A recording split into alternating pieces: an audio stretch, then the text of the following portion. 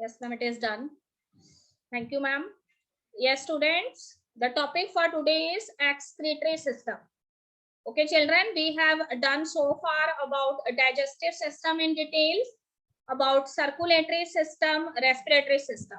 Now you are well familiar how the functioning of these systems, they are actually happen in our body. So today we are taking the another one, and that is the excretory system. Okay, bete. So first of all, I want to define you the term excretion. Can anyone of you have any idea about the definition of excretion? The removal of waste. The removal of waste product from our body. Yes, bete. It is absolutely correct.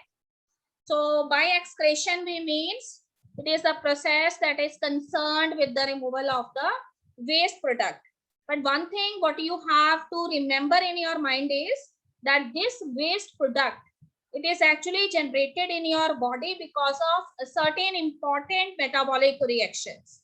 You know that so many metabolic reactions, they are occurring in your body, and as a result of those reactions, certain nitrogenous waste products, they are produced, and they are not supposed to be accumulated inside your body because it is harmful. So their removal must be required. So we have a very special system present in our body, and that is known as a excretory system.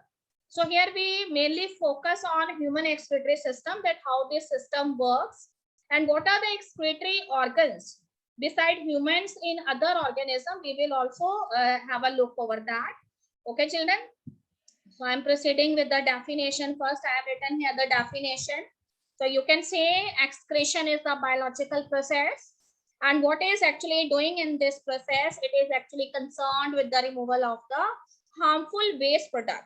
And one of the very special thing is that this harmful waste product, it is nitrogenous in nature. So you can say that excretion is the removal of nitrogenous waste products from your body.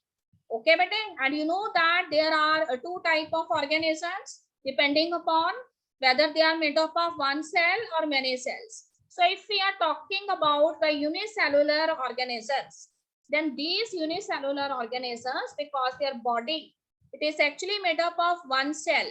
So here if the waste products, they are produced inside the body, then their removal from the body, it takes place by a simple method of diffusion. ठीक है बेटे, all of you know the definition of diffusion also, that diffusion is a kind of a process in which the movement of the molecules, it takes place from high concentration to low concentration. So if the waste products which are nitrogenous in nature, their amount is more in the body, then from the body these waste products, they freely move towards the outer environment, and the process is known as diffusion. But what about the multicellular organisms? You know that the multicellular organisms, they are made up of many cells, and each and every cell in their body performing specific tasks. So here in case of multicellular organisms, we have specialized organs and that are performing the task of excretion. Okay, but they are involved in the removal of the waste products. Not each and every cell of the body is doing this thing. Only some of the cells, some specialized cells or organs, they are performing the function of removal of waste products, or you can say excretion. Okay, children, here I have shown you the detailed diagram of the human excretory system. So see here, you have saw this diagram so many times in your lower classes. तो कहते हैं कि human excretory system जो है उसमें जो main organs हैं, that main organs में सबसे पहले आ जाते हैं one pair of kidneys. So you know that in human beings we have two kidneys present on the dorsal side of your body. ठीक है बेटे, अगर मैं डॉर्सल साइड कह रही हूँ बॉडी की, तो आपको पता है कि हमारा जो फ्रंट वाला पोर्शन है, देखो जहां पे मैंने अपना हैंड जहां से टच किया, ये हमारा जो आगे वाला पोर्शन है, ये हमारा वेंट्रल पोर्शन है. और जो हमारा पीछे बैक वाला पोर्शन है, where our spinal cord is present, that portion is known as our dorsal part. तो आपकी जो किडनीज होती है ना, the two kidneys, they are present actually on the lower abdominal dorsal part of your body. ठीक है, below the stomach जो आपका एब्डोमेन वाला पार्ट है, डॉर्सल पार्ट है, वहां पे आपकी दो किडनीज प्रेजेंट है. और किडनीज जो है उसकी शेप कैसी है, तो it is somewhat bean shape, rajma shape you can say. Okay बेटे, दोनों किडनीज जो है इनकी पोजीशन सेम नहीं होती, one kidney is slightly above the another, एक किडनी थोड़ी सी ऊपर होती है दूसरी से। And from these kidneys, what are actually arising? Two ureters are arising from these kidneys. See the location of the ureters. One ureter from this kidney, another from this. And both of these ureters, they join a pouch-like structure, and that is known as the urinary bladder. ठीक है बेटे, तो यहाँ पे आपको urinary bladder के साथ ureters attach होते हुए नजर आ रहे हैं। और उसके बाद वो कहते हैं कि the opening of the urinary bladder, it is actually known as urethra. But what is the one special thing about this urinary bladder? That smooth muscles are present in this urinary bladder. So when it has abundance of urine in it, so for the excretion of that urine, these smooth muscles, as soon as they got signal from the brain, these smooth muscles, they contract and they helps in the release of the urine from your urinary bladder.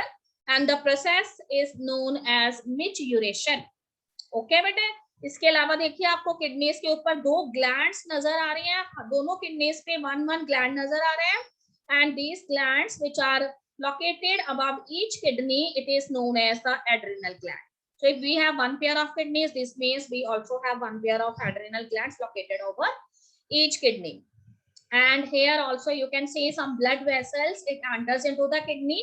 तो देखिए यहाँ पे आपको blue colour में एक blood vessel नजर आ रही है, आपको रेड कलर में नजर आ रही है। ओके बेटे, तो इट इज ऑब्वियस कि रेड कलर वाली जो ब्लड वेसल है, it is rich in oxygenated blood, and blue colour it is rich in deoxygenated blood. So both of these blood vessels, they enter into the kidneys. Kidneys के अंदर enter हो रही हैं, ठीक है। तो दो चीजें एंटर हो रही हैं किडनी के अंदर, एक तो यूरेटस किडनी जो है उसके अंदर एंटर हो रही है, और एक साथ में उसमें ब्लड वेसल्स एंटर हो रही हैं। दोनों तरह की ब्लड वेसल्स हैं, ठीक है, आर्टरीज भी हैं, वेन्स भी।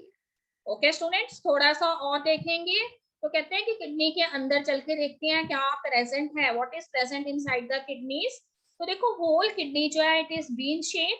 तो कहते हैं if you see the enlarge view of this kidney, अगर किडनी जो है उसका हमें इनलार्ज व्यू देखें, तो किडनी जो है उसके अंदर आपको पूरी की पूरी जो उसकी आउटर सरफेस है, it is somewhat smooth and it is enclosed inside a tough capsule like layer. Okay बेटे, तो यहाँ से देखिए सारी किडनी जो है वो लगभग स्फेरिकल या सर्कुलर हमें नजर आ रही है, और यहाँ पे थोड़ी सी अंदर को बल्ज है।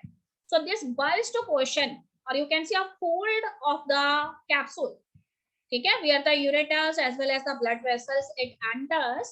This bulged portion of the kidney, it is known as hilum. It is known as hilum. What is the spelling? Hilum. Hilum. Okay, bete. Now when these blood vessels they enter into it and the ureters they enters into it. तो उसके बाद वो कहते हैं कि kidney जो है उसका थोड़ा सा इनलार्ज व्यू अगर हम देखें, तो आपको किडनी के अंदर जो है एक फनल लाइक स्ट्रक्चर नजर आता है, and that is known as renal pelvis. See here I have written renal pelvis. So it is a broad funnel like structure, ठीक है, that is actually present after this hilum which is a bulge और fold of the kidney wall. Okay, उसके बाद वो कहते हैं कि वो जो रीनल पेल्विक्स है ना, it is further divided into so many segments. देखिए यहाँ पे कितनी सारी सेगमेंट्स बन गई हैं। ओके, तो these segments they are actually known as the medullary pyramids. तो हमेशा याद रखिए कि किडनी जो है उसके अंदर दो पार्ट्स होते हैं। The outer surface of the kidney it is known as renal cortex, और रीनल कॉर्टेक्स से नेक्स्ट जो सेंट्रल पोर्शन होता है किडनी का, that is known as renal medulla. तो मैंने आपको ये बताया कि रीनल मेडुला जो है उसके अंदर एक funnel shape broad structure present है, that is known as renal pelvis. और रीनल पेल्विक्स जो है उसकी कई सारी ब्रांचेस हो गई हैं स्टूडेंट्स, और हर एक ब्रांच जो है उसमें इस तरह से हमें ब्रॉडर सेगमेंट्स नजर आ रही हैं। जो ब्रांचेस हुई हैं they are known as calyces. Okay, spelling is CALYCES, calyces. और ये देखिए यहाँ पे जहां कर्सर जा रहे हैं, these broader segments they are known as the medullary pyramids. तो ये सारी चीजें मैं आपको इसलिए बता रही हूँ because in these medullary pyramids what is actually present in these medullary pyramids, the filtering units of kidney is present, which is also known as the structural and functional unit of kidney, and it is the nephrons only. ठीक है, जैसे आप कहते हैं कि life जो है उसकी स्ट्रक्चरल और फंक्शनल यूनिट जो है वो सेल है, उसी तरह से किडनी को बनाने वाले सबसे छोटे यूनिट्स जो हैं, which are the smallest structural and functional unit of kidney, the filtering units of kidney where the urine is formed, it is actually known as nephron here. ठीक है बेटे, तो ये मेडुलरी पिरामिड्स जो होते हैं ना, इसमें हमें क्या नजर आती है, नेफ्रॉन्स नजर आती है। तो बस इतना है आपका इन लार्ज व्यू किडनी का, कि पूरी किडनी जो it is enclosed inside the tough capsule, and in the inner region this kidney is somewhat folded inside, and the folded portion of this kidney is known as hilum, and hilum it opens into a broad funnel like structure known as renal pelvis. Renal pelvis is divided into so many branches known as calyces, and each branch it later carried one broad, okay, segment like structure, compartment like structure. Each of these are known as medullary pyramids. And what is present inside the medullary pyramids? Inside the medullary pyramids, nephrons are present, which are the filtering units or structural and functional unit of kidney.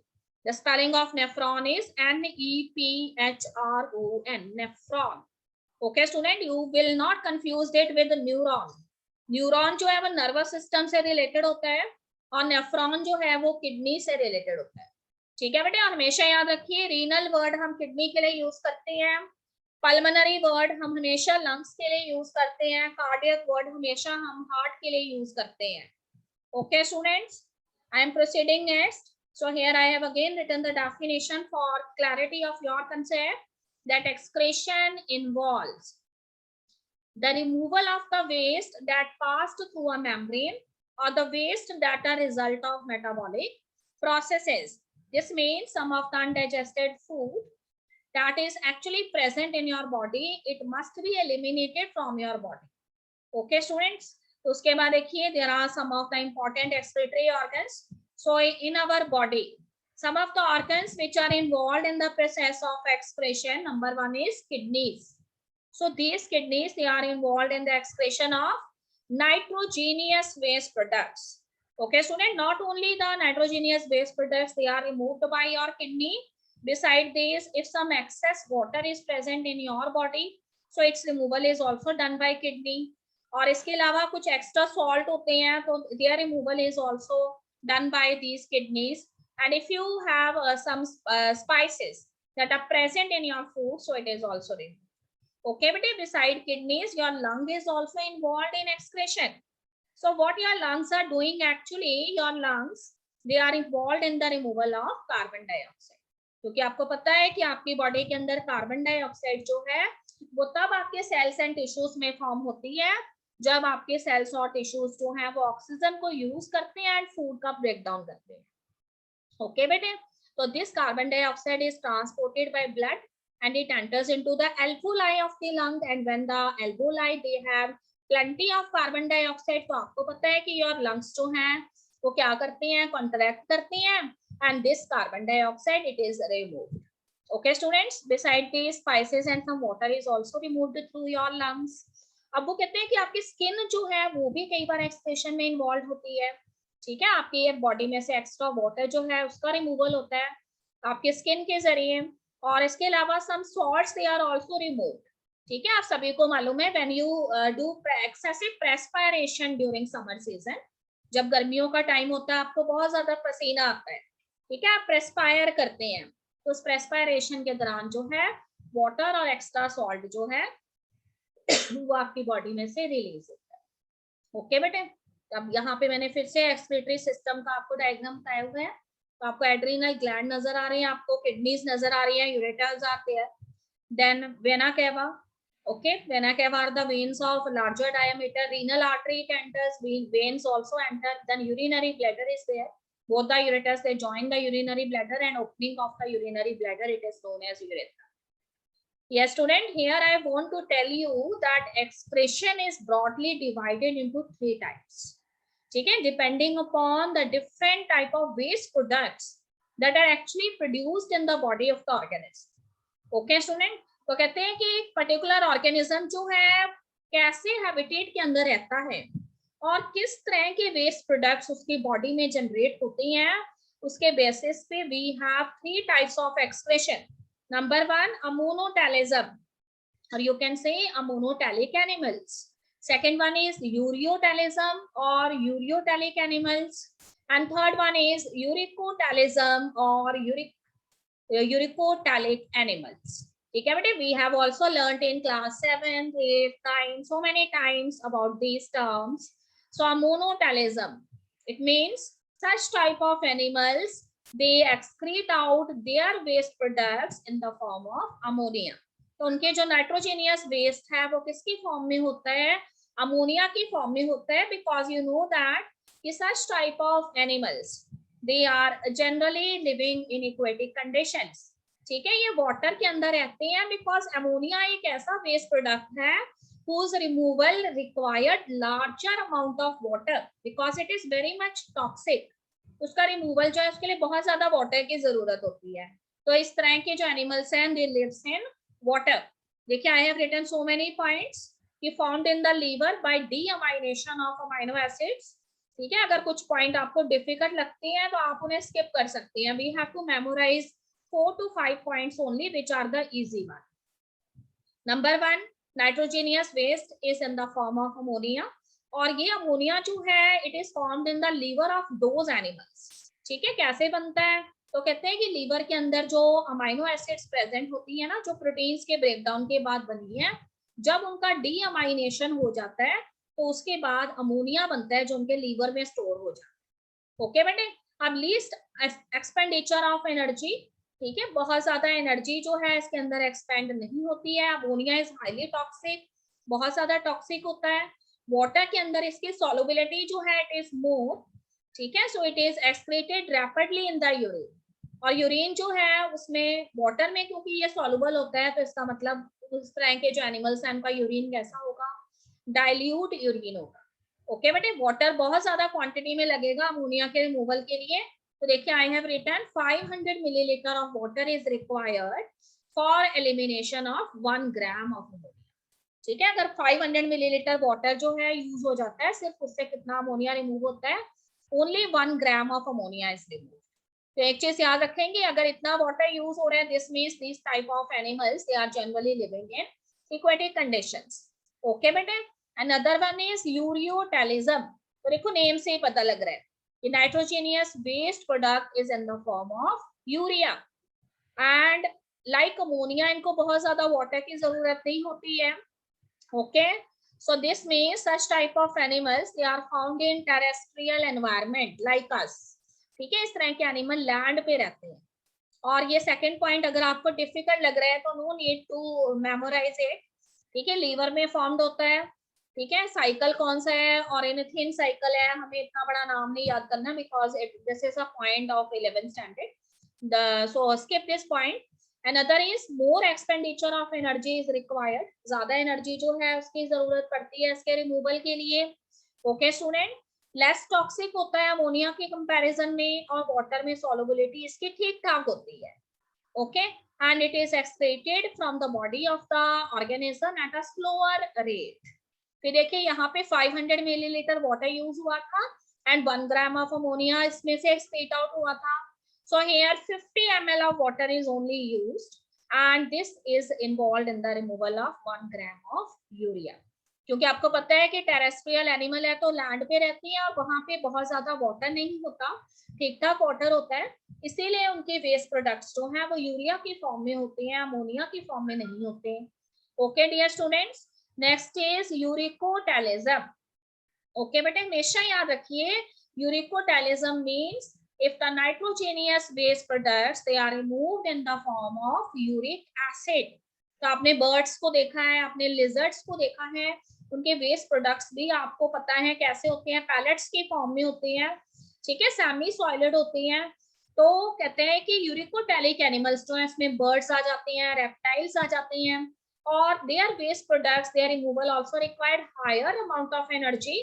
क्योंकि ये water में आपने कभी भी ज्यादा birds को water लेते हुए नहीं देखा है बिकॉज वो कैसे एनिमल्स होते हैं, वार्म ब्लडेड होते हैं. ओके बेटे, यूरिक एसिड जो है वो नॉन टॉक्सिक होता है तीनों के कंपैरिजन में। अमोनिया सबसे ज्यादा टॉक्सिक है, यूरिया जो है it is less toxic than ammonia, and uric acid it is very much toxic, very less toxic. Okay बेटे, नॉन टॉक्सिक होता है। तो देखिए इसका कहते हैं कि वाटर जो है वो ज्यादा लेते नहीं है ना ये वाले एनिमल्स, बर्ड्स, लिजर्ड वगैरह, तो इसलिए वाटर जो है उसमें इनसॉल्युबल रहता है। That's why their waste products are in the form of a semi solid paste और पैलेट्स। ठीक है, और धीरे धीरे जो है बॉडी में से एक्सक्रीट आउट होता है थिक पेस्ट और सेमी सॉलिड पैलेट्स की फॉर्म में है। And how much water is required for removal of 1 gram of uric acid? So only 10 milliliter of water is required. This means these animals they do not take much amount of water, ये बहुत ही कम water लेते हैं। So on this basis we have 3 type of animals: monotelic animals whose waste products are in the form of ammonia, they live in aquatic conditions. Ureotelic animals, those whose waste products are in the form of urea and they live in terrestrial conditions. And uricotelic animals are those whose waste products are in the form of uric acid. And birds and lizards they comes under this. These type of animals they take lesser amount of water. Okay students, I am taking the next one and that is ammonotelism. Okay, so here I have written the definition. Ammonotelism means the process of excreting ammonia. What is ammonotelism? It is the process of excreting ammonia as a waste product. So what kind of animals? They are monotelic in nature. So here I have written the examples too. Bony fishes are there because you know that these bony fishes. ठीक है, अगर आपने class 9th में अच्छे से पढ़ा है then you know that कि these bony fishes, they you know that 2 type of fishes are there. Some of the fishes they have their body made up of cartilage, and there are some of the fishes their body is made up of bones and they are known as bony fishes.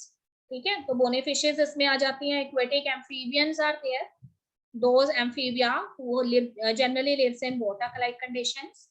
And aquatic insects they are also found in water, so they excrete out their waste products as ammonia. So here I have shown you some of the pictures also. See the aquatic insects who are living in water and these bony fishes जिनका bony exoskeleton होता है, और aquatic जो amphibians होते हैं, ठीक है, उनके अंदर अमोनिया जो है उनका वेस्ट प्रोडक्ट है. मेथड क्या रहेगा रिमूवल का? Removal of the waste product ammonia, it is in the form of you can say it is by the process of diffusion and in the form of ammonia only. Okay, so see the another picture that is related with ureotelism. So see the examples of ureotelic animals are mammals. Mammals we come under mammals. तो mammals जो है उसके अंदर वो कहता है कि urea जो है वो एक्सक्रीट आउट होता है, or they generally lives in terrestrial conditions. So not only mammals, the amphibians are also there. So I have shown you so many animals here. तो ये सारे के सारे animals जो हैं वो किसके अंदर आ जाते हैं? mammals में आ जाते हैं. तो यहाँ पे देखिए मैंने आपको जो है aquatic mammals भी दिखाई हुई हैं, and they are also ureotelic in nature. They excrete out urea. So here I have shown you some of the fishes जो कि ureotelic होती हैं.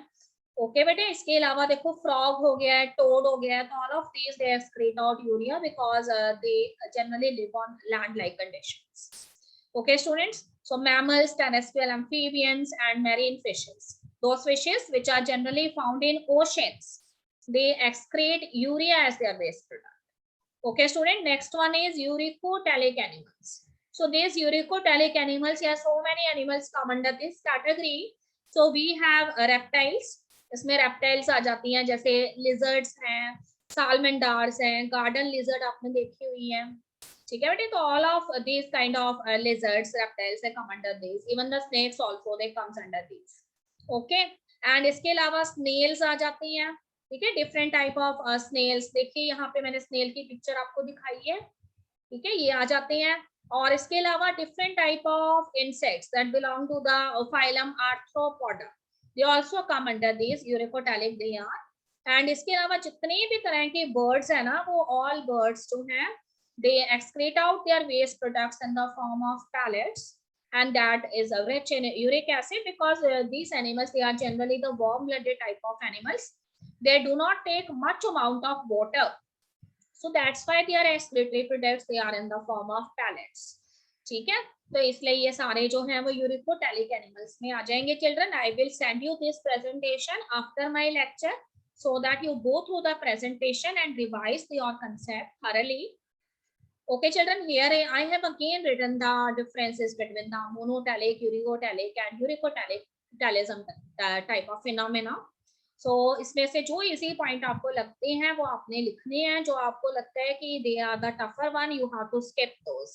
Okay, no matters. So monotalism, ammonia is the excretory product, and ureotalism, urea is the excretory product, uricotalism, uric acid is the excretory product. Okay students, next is इसमें कौन से आ जाएंगे? Protozoan, sponges, coelenterates, crustaceans, bony fishes, echinoderms. Echinoderms में star fishes आ जाती है ना. यूरियोटैलिज्म में देखिए कार्टिलेज फिशेस आ जाएंगी, जैसे कि स्कॉलियोडन होती है, डॉग फिश. और इसके अलावा इसमें एम्फीबियंस आ जाएंगे, फ्रॉग आ जाएगी, गार्डन लिजर्ड आ जाएगी. ठीक है, नॉर्मल जो हाउस लिजर्ड होती है आपके घर पे वो आ जाएगी. इसके अलावा देखिए यूरिकोटैलिज्म जो है उसमें इंसेक्ट्स आ जाएंगे, रेप्टाइल्स आ जाएंगे. All this come under this. Uric acid waste product होता है. एक्सेस ऑफ वाटर की जरूरत है because ammonia is highly toxic. Comparatively less amount of water is required for removal of urea, and here more amount of water is needed. Okay bete, so water loss is about 300 to 500 milliliter to remove only 1 gram of ammonia. इतना सारा water लग जाता है.